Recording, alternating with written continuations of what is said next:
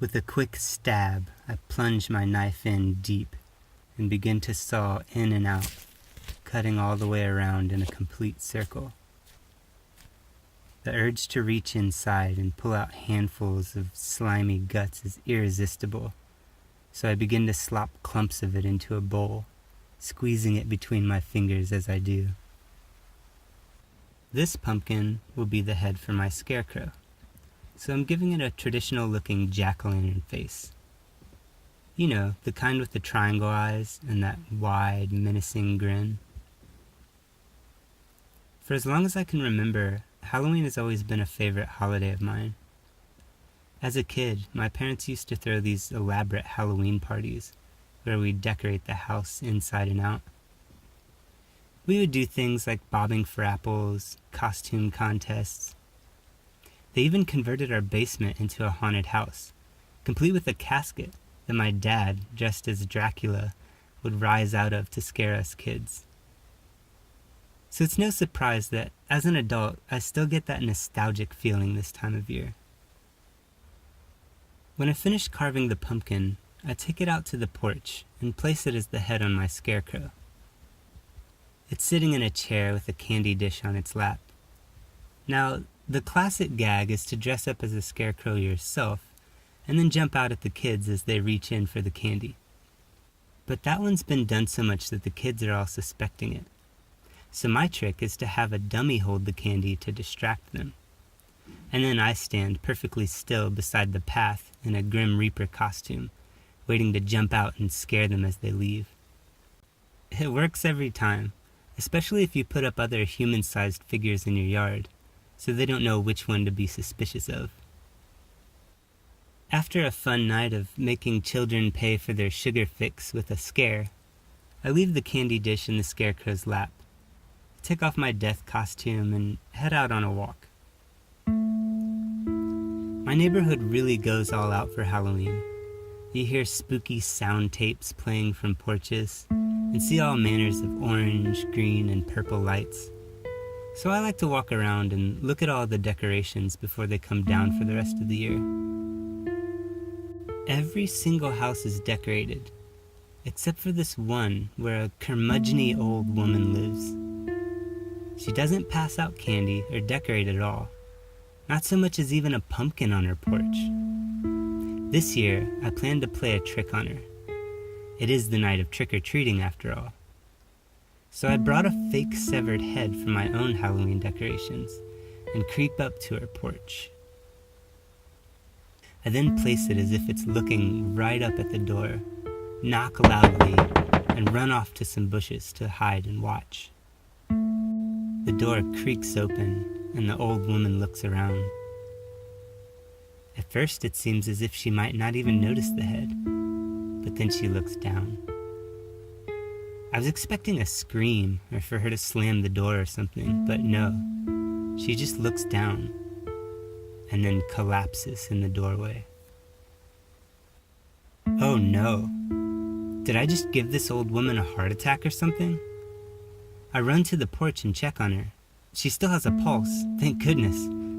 Then, unexpectedly, she grabs my wrist with a strong grip. Her eyes open and she stares right at me. Then she calmly says, "Boo," and springs to life with a smile on her face. I've just been had. "Wow, you got me good," I exclaim. Still smiling with a satisfied grin on her face, she replies, "Well, that's what you get for trying to scare an old woman like me. Did you really think I wouldn't be used to pranks this time of year?"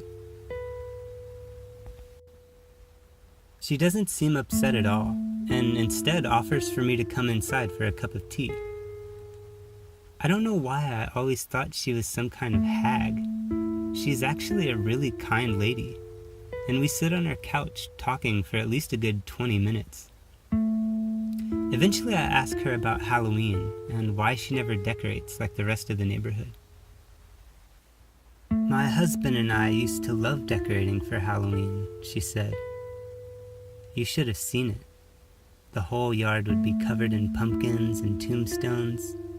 I'd stretch cobweb over everything while my husband hung bat cutouts over the porch. We'd both dress up and sit out there all night handing out candy. In fact, it was our enthusiasm that started the trend in this neighborhood all those years ago. But when my husband died, the kids in the neighborhood stopped coming. There were rumors that he haunted the house, things like that. And later on, more rumors that I was a witch or something. Eventually, the only visitors I got on Halloween night were older teens, just looking to smash my pumpkins or throw eggs at my porch. So I stopped decorating. "I'm so sorry," I tell her, feeling even worse now for having tried to scare her. She replied that it's okay. That was many, many years ago. "Would you like to see my husband?" she asked. I nod and tell her of course I would. The woman gets up and walks to the hall, gesturing for me to follow her. I follow, expecting to be shown a photograph or portrait somewhere. But then she opens a door in the hallway, leading down a dark set of stairs to the basement. Maybe she just keeps his stuff down there. It must be hard living in the same house, and I can imagine not wanting to see constant reminders of something like that everywhere. So I continue to follow her down the stairs. Next, the old woman pulls a small chain, and a dim, incandescent bulb illuminates half of the basement, revealing an empty rocking chair facing the darkness.